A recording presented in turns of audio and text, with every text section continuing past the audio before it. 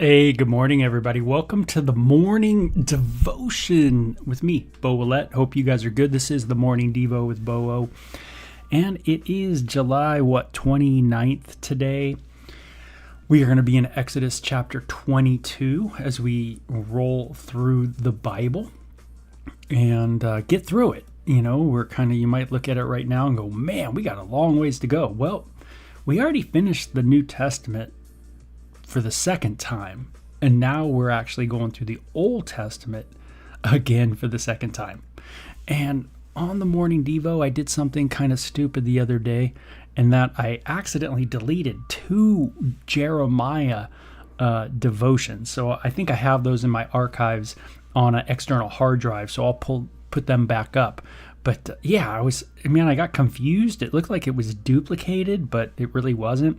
Man, I'm glad I didn't do that with the whole thing. But it's, I always like a complete package, a complete book. And I was just kind of reviewing some of the devotions on the YouTube kind of editing site. And it looked like there was duplications, but no. Anyway, Exodus 22 today. Hey, Tina, hope you're doing well. I had a crown put in. Well, you know how they have 2 sessions for the crown, but I did the first session yesterday at noon, and it took like 2 hours, man, for them to just drill away. And, I was so sore. I mean, yesterday was a bummer. You're hoping to get back home and get to work and do some stuff. It was just sore. Never liked dentist work, dental work, I guess it is. No fun. I mean, you let me know if you've had a lot of dental work done, because boy, it seems like my whole life has been off and on in the dentist chair. Okay, chapter 22. By the way, that's where I got my wonderful craving for chocolate chip ice cream at 31 Flavors, was because in Simi Valley, the dental place I went to was just above the 31 Flavors. And so my mom, man, super cool, after the dental work, she would always have me grab an ice cream. And I loved it. I still have a taste for that. Hey, Paula, we'll be praying for you today. And I know you'll catch up because you're a pro. So you take care. We're thinking of you. So this says, if someone steals an ox or sheep, remember, this is God speaking to the people of Israel. If someone steals an ox or sheep and then kills or sells it, or it's given through Moses, by the way, it says the thief must pay back 5 oxen for each ox stolen and 4 sheep for each sheep stolen.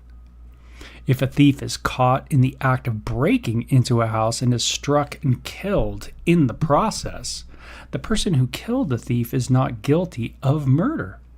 Interesting. So that's not murder, right? If someone breaks into your house and is struck and killed in the process, the person who killed the thief is not guilty of murder. But if it happens in daylight, the one who killed the thief is guilty of murder. So it seems like there's this idea of if it's daytime and you see what's going on and you can get the help you need and take care of business, then you should do it. But if it's nighttime and there's no one around, man, and you're scared and freaked out and you hurt someone, you kill someone, then it's not murder. So there's some distinctions that are being made of what is murder and what isn't murder. Sometimes, I remember growing up during the Smiths days, the band, the Smiths. I don't know if you guys know Morrissey, the Smiths, or anything, but they had a shirt, right? Meat is Murder. And they had an album, if I remember, Meat is Murder. And, sometimes we don't know exactly what murder is. We kind of start calling everything murder. You step on a bug, that's murder. You step on an ant, that's murder. That kind of idea. And it kind of talks about, hey, making restitution. Again, if someone steals something, then there's a payback. There's a financial responsibility that you have. And it says, a thief who is caught must pay in full for everything he stole. If he cannot pay, he must be sold as a slave to pay for his theft. Okay, so you're going to have to be a servant now to those people to be able to, or someone to be able to pay for what you took. So if someone steals an ox or a donkey or a sheep and is found in the thief's possession, then the thief must pay double the value of the stolen animal. So there's the consequences. There's some consequences, no doubt, for stealing. But the idea is, is like if you're going to do something and it's wrong, there's going to be a punishment for it, and there's going to have to be a payback. If you're taking from someone, then you're going to have to restore, make restitution. And this is kind of a cool idea in our life, is just making restitution. Do I make restitution with people? Do I know how to say, hey, this is what I took from you. Here you go. This is what you deserve, because I took it from you. I remember when I had my friend Jim Cherry's guitar, and it dropped and it broke, and we were in junior high, but I had to make restitution for that. I took the guitar. I mean, he knew I took it, but then, the idea was that I wouldn't break it, but I accidentally broke it. So, but I did have to, buy him a new body of the guitar and make sure it got put together right and everything like that. And so, there's times in our life where we, have to be responsible for, what we've done. And I don't know if that's a lost art today or not. It's something to think about. And maybe, go to God with, and we ask God, hey, God, am I a person who does take responsibility for the things that I've broke? Do I buy it?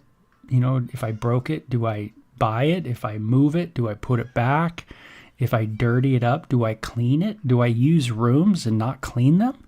Do I use bathrooms and not clean it? Do I use a refrigerator and not clean it? Do I use dishes and not clean it?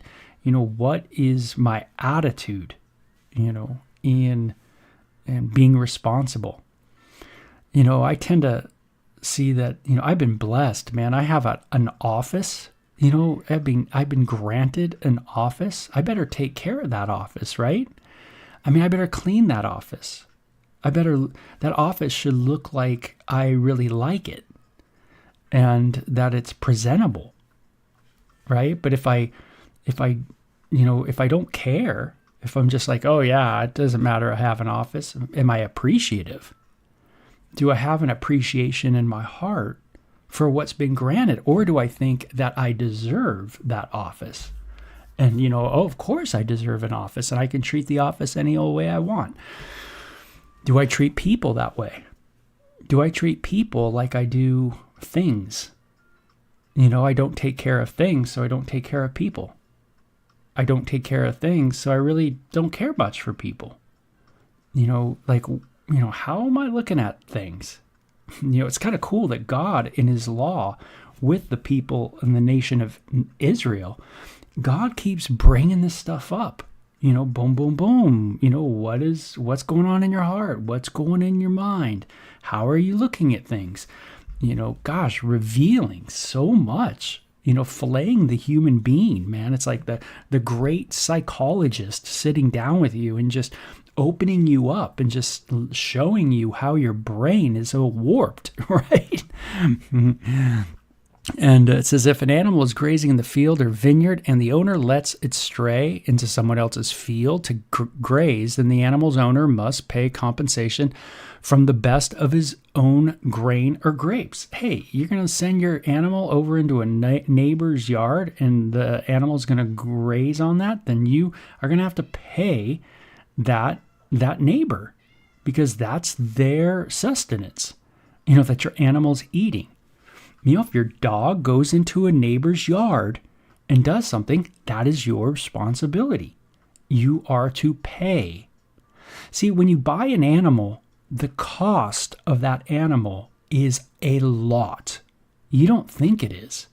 A lot of people go, oh, I'm just going to buy a dog. You don't understand.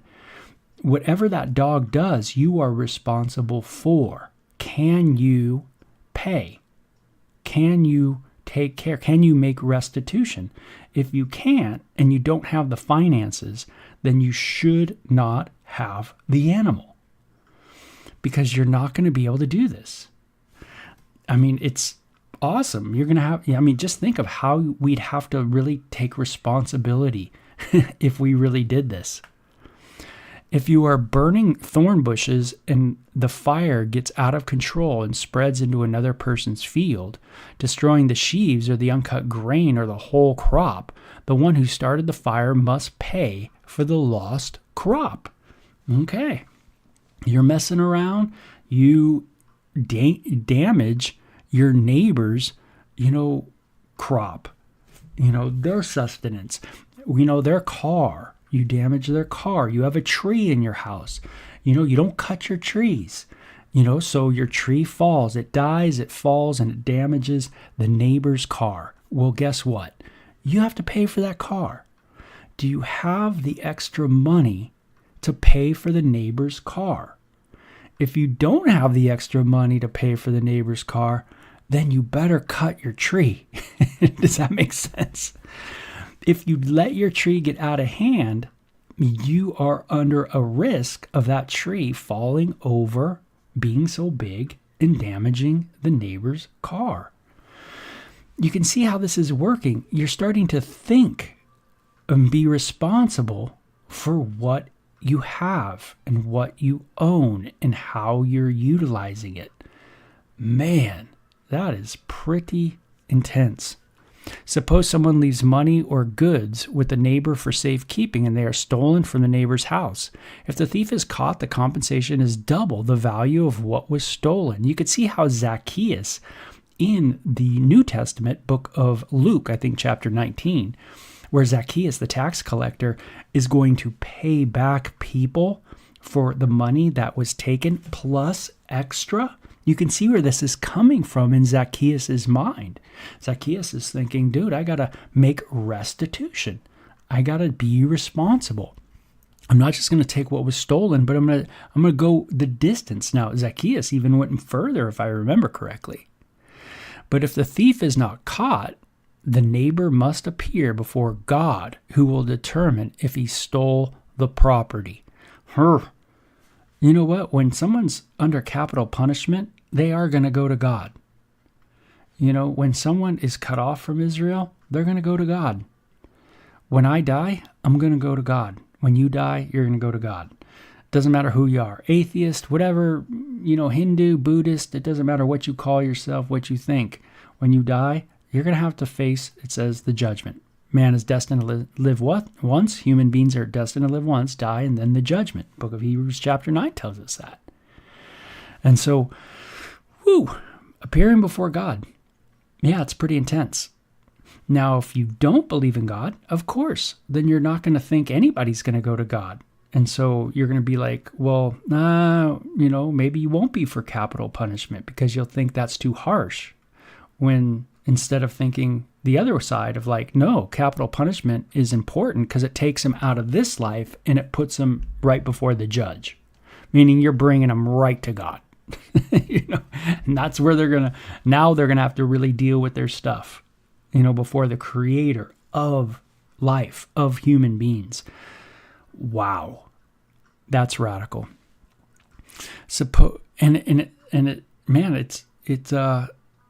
To me, man, that is something to fear and something that really makes us think about, our responsibilities in this world.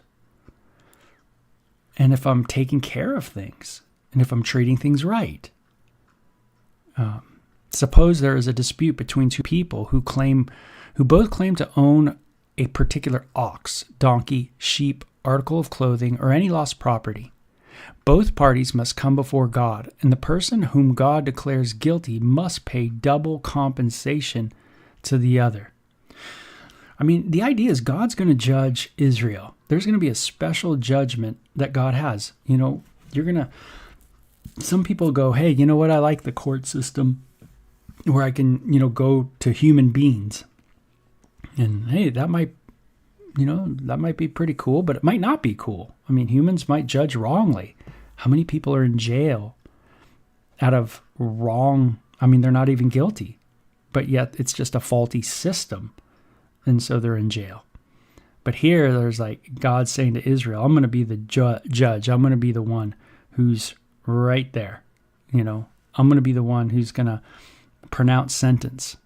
Now, suppose someone leaves a donkey, ox, or sheep, or any other animal with the neighbor for safekeeping, but it dies or is injured or is taken away, and no one sees what's happened. The neighbor must take an oath in the presence of the Lord. If the Lord confirms that the neighbor did not steal the property, the owner must accept the verdict, and no payment will be required. But if the animal was indeed stolen, the guilty person must pay compensation to the owner. If it was torn to pieces by a wild animal, the remains of the carcass must be shown as evidence, and no compensation will be required. And if someone borrows an animal from a neighbor and it is injured or dies when the owner is absent, the person who borrowed it must pay full compensation. But if the owner was present, no compensation is required. And no compensation is required if the animal was rented, for this loss is covered by the rental fee. Okay, so here we got renting a car. If you rent a car and da-da-da-da happens, well, you already paid for it, so it's going to be taken care of.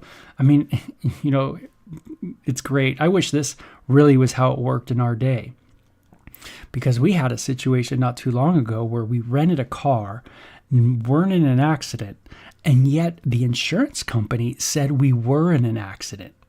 I mean, not the insurance company, the rental car place said we were in an accident. And we were like, no, we weren't in an accident. They had no pictures of an accident, no police reports of an accident, because we weren't in an accident. Literally, our insurance had to pay them thousands of dollars, I guess, to be able to get out of this situation, because it's a scam. It's a total ripoff. Well, in this day, there wasn't such a thing.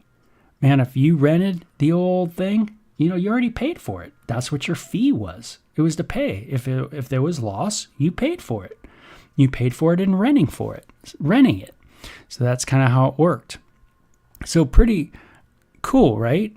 I love these ideas of the neighbor must take an oath in the presence of the Lord if the Lord confirms that the neighbor did not steal, meaning you got to go before the Lord and be honest if you're with your neighbor, before God. This is what I did. This is what I didn't do. This, it's like, okay, you're going to stand before the Lord and the Lord's going to govern. Man, this would be radical. How many of us embellish? How many of us exaggerate? How many of us use language to slip something, right? How many of us use language to kind of slip around, to be, I'm thinking that. Oh, I really didn't do that because of this, because I really was over here and I was really thinking this way, and not really being honest at all. It's not a lying per se, but it's just that we're not being truthful. Well, in the nation of Israel, God was going to judge people's hearts. It's interesting that Jesus, when he was on the earth, it says in the book of John that he knew hearts. Why does it say that? Why does it say in the book of John that Jesus knew the hearts of human beings? Because the Lord, Yahweh, knows the heart of his people. He knows the heart of all people, of his creation. This is what we see demonstrated in the book of Exodus, that God knows the heart of his people, and he will judge them. And so when it says Jesus knew the hearts of the human beings, that is a claim to him being God. Even that statement is a deity statement. It's saying he is doing what Yahweh does. He knows the intents of the heart. He can judge between motives. He knows exactly who's telling the lies, who's not telling lies, who's slipping over here, who's slipping over that. Yeah. It's always claimed that Jesus is God. He acts just as Yahweh does. He is not just Yahweh's representative as the Son, but he is the God in human flesh, the exact representation, God in bodily form, as the Bible teaches and as it says. Don't be snowed. Read through the Bible and you will see. But this is what we see, right?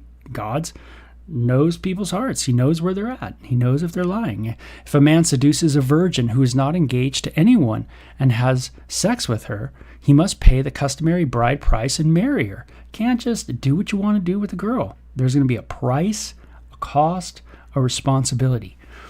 You know, this is why abortion is a man's issue. Don't buy into the hype that abortion is a woman's issue. Even though all these women definitely they picket, they protest, everything like that for their rights, what they want to do. It's all in a sense, a deflection of the issue. It's a responsibility issue. Whose responsibility? Well, not just a woman's responsibility, but I think you could make a claim that primarily it's the man's responsibility. He's the one who got her pregnant. And if you get someone pregnant, then you must make restitution. You must deal with it. Now, what if in our society, if you got a girl pregnant, you had to pay $300,000? You get a girl pregnant, $300,000. Boom, that's it. That's how it works. And you go, man, I'm going to have to pay that my whole life. Well, guess what? Then you're going to have to get a job and pay for that your whole life. That's how it works. $300,000 for, getting someone pregnant. Would you think twice? Would you think 3 times about this? Maybe I'm not going to be doing this. See, if you take away responsibility, then people will do what they want to do. This says if a man seduces a virgin who is not engaged to anyone and has sex with her, right, a young girl, he takes her out, he schmoozes her, oh man, and then he goes and he wants to have sex with her and he has sex with her. He can't just have sex with her and that's it. He's going to have to deal with, you treat her that way.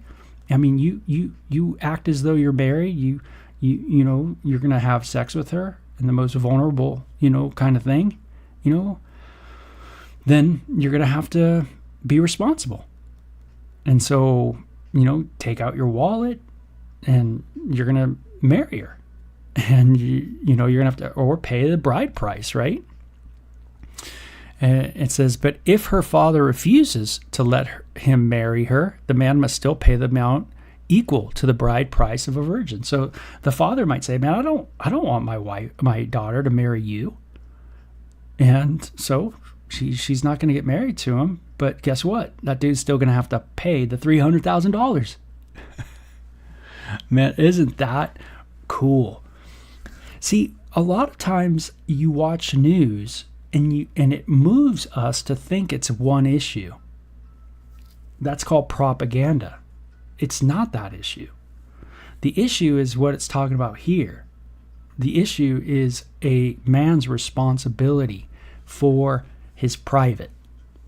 And he needs to be responsible for that area of his body. And if he's not going to be responsible, then okay. But it's going to cost you something. How many men are there with a woman at the abortion center? Not many. Right? Because women have to take care of it on their own. The guys get out of the responsibility because there's no laws that hold men responsible. Well, not in Israel. Men are going to be responsible. Wow. And it says, you must not allow a sorceress to live. Anyone who has, okay, so hey, if someone's, getting all into some kind of dark magic stuff and, moving you away from the Lord, then that's a capital punishment in Israel. Anyone who has, remember, to be a part of Israel, it was being part of the covenant. You had to participate in the Passover, in the different things that were going on. It was very much a religious covenant. And it says, anyone who sacrifices to any god other than the Lord must be destroyed. Okay, so that's the idea of like sorceress and moving astray, moving away from Yahweh. You must not mistreat or oppress foreigners in any way. Remember, you yourselves were foreigners in the land of Egypt. Hey, don't oppress the foreigner. Man, don't treat him bad. Don't beat him up. Don't misuse them. Don't exploit them. Boy, what a message for today, right? How do we treat foreigners? I'm not from this land. I don't know if you're from this land, but I'm not. I'm not indigenous.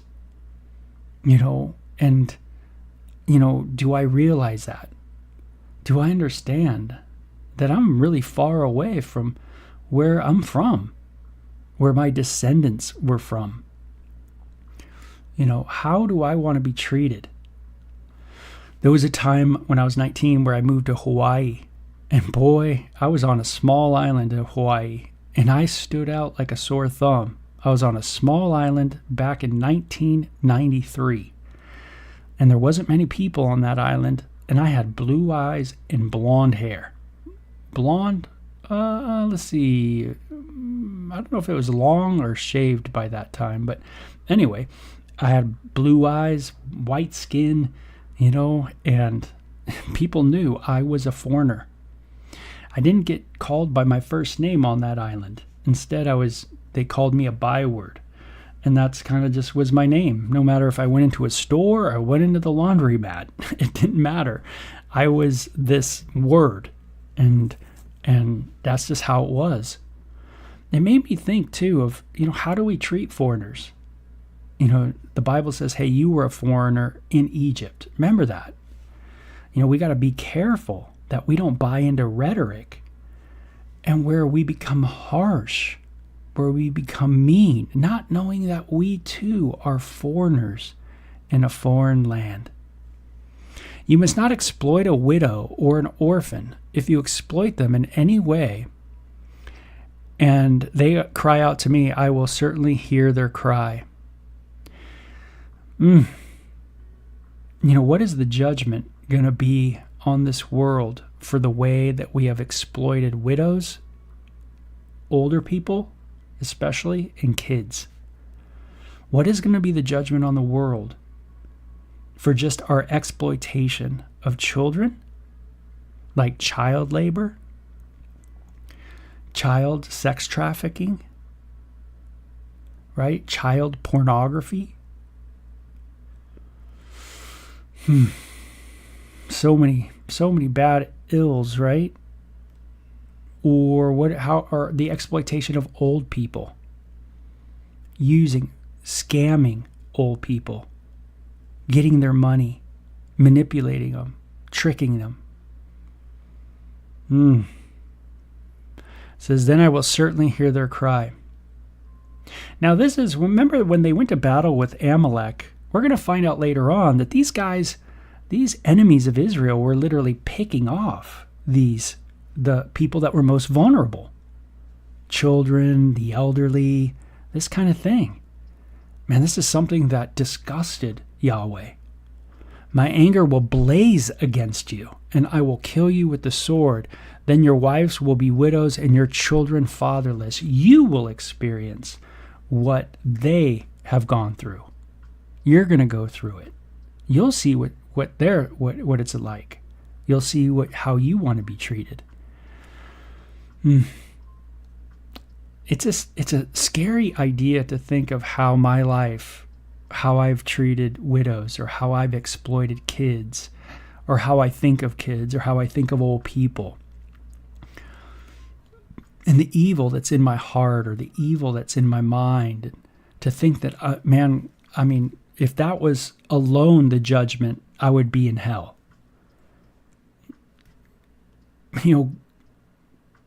The wrath of God is so deserving on human beings. And we just see it through these passages because we see that there's a right way of doing things, but we have gone so far astray. If you lend money to any people any of my people who are in need. Do not charge interest as a money lender would. Hey, you're working with your brother, man. Don't be charging interest to him. If you take your neighbor's cloak as security for a loan, you must return it before sunset. It says, this coat may be the only blanket your neighbor has. How can a person sleep without it? If you do not return it, and your neighbor cries out to me for help, then I will hear, for I am merciful. Thank God God's merciful, right? If he wasn't merciful, then who could survive? It says, you must not dishonor God or curse any of your rulers. This is important. You must not dishonor God or curse any of your rulers. Wow.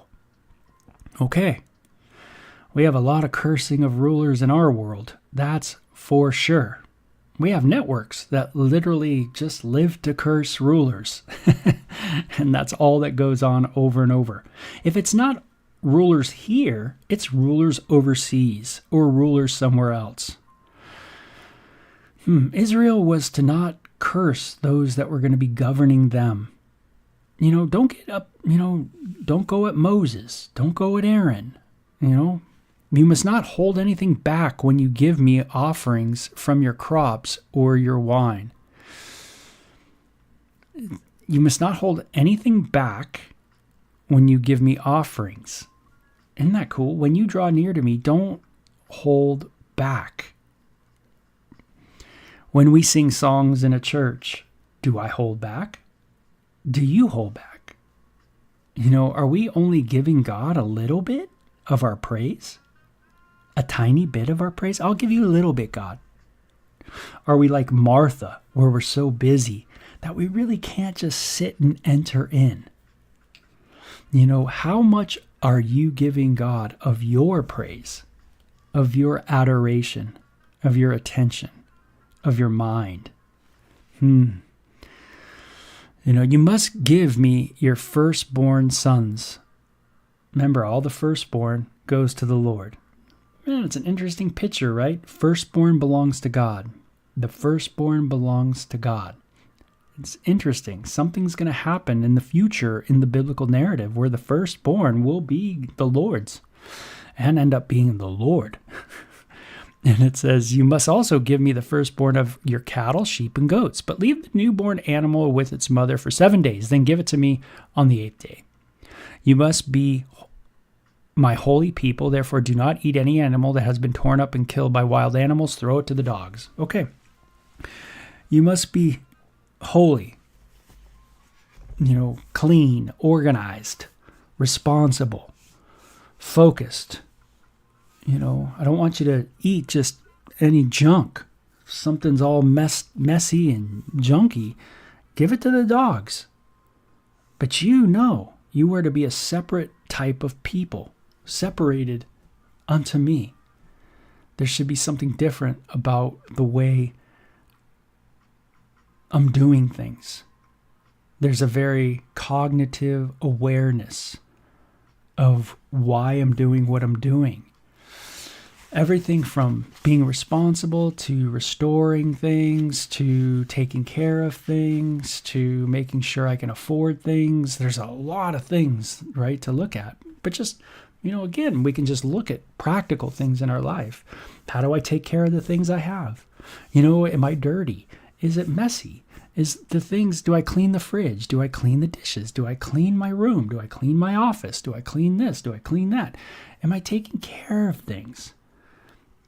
Or am I allowing roaches to come in and take over because I got so much food piled up everywhere? Am I not thinking about, when you're thinking about the Lord, you start thinking about, hey, am I being responsible? Am I, restoring? Am I taking care of things? That's what we're doing. We're starting to think about it. So thinking about the Lord is not like it's not practical. No, when we think about the Lord, there's a lot of practicality that's involved. That's cool. I used to think, like, growing up that, spiritual people were people that were kind of this high lofty thing where it was all just like sitting and meditating and you weren't doing anything, just, you're kind of in the zone and you're kind of floating on a cloud. That's not the biblical idea of God at all. or how God affects us. But the biblical idea is when God's in your life and you are in the presence of God or around God, then there is a practicality, meaning there is an action of practical living that takes place. This is now how I'm thinking. And it's not that we don't sin in it and we don't mess up and we don't make mistakes and we don't blow it and things like that, but we go, man, that's not right. That's wrong, And we realize that that's wrong, that I need to be better at taking care of my stuff. I need to be more responsible. I need to be able to downsize so I can afford what I own. These kind of things start going through your mind. So to me, it's pretty practical, pretty awesome. I find these passages kind of where the rubber meets the road, because it's really the Christian life, how it looks. Does it really look different? Is there something different about the way I go about things and how I give, where my adoration is at and where my heart is at? Where my love is at, and does it practically show? 1 John says it this way: if you say you love God but you hate your brother, the truth ain't in you. If you say you love God but you got all this hate in your heart, man, we have to question. We have to question, man, is God really, really there? What's going on in me? Where's my heart really at? And, it's okay to test ourselves to see whether or not we are in the faith. So that's something that we do. So anyway, Israel, governed by God. What is it looking like? A lot of responsibility, a lot of taking care of things that need to get taken care of. So very cool. Okay, we will talk to you guys later. Have a great one. That was a fun chapter. Take care. Bye-bye.